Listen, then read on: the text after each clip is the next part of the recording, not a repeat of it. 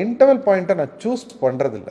அதாவது எழுதும் போது நான் சூஸ் பண்ணுறது, எழுதி முடிச்ச அப்புறம் sometimes I go back and forth and I try to. அதனால தான் பார்த்தீங்கன்னா 96 it is a good interval point. But ஆக்சுவலாக வச்சுருந்தது வேற எங்கேயோ வச்சுருந்தேன் எழுதும் போது, இங்கே இருக்கலாம் அப்படின்னு. பட் படமாக வரும்போது பார்த்தா இதாக இல்லை, ஈக்குவலாக இல்லை, ரொம்ப இதாக இருந்தது. அப்புறம் மாற்றி we came to. You mean during edit?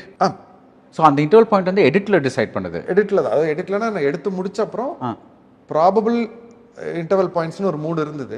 But மைண்டில் இருந்தது ஒன்று, ஆனால் அதை பண்ண முடியல. கிட்டத்தட்ட 1 hour 45 minutesக்கு அப்புறம் இன்டர்வல் வர மாதிரி இருந்துச்சு. ஸோ அதனால I had to come little ahead of.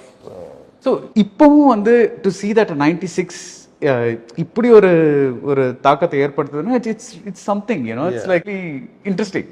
I tend expect that.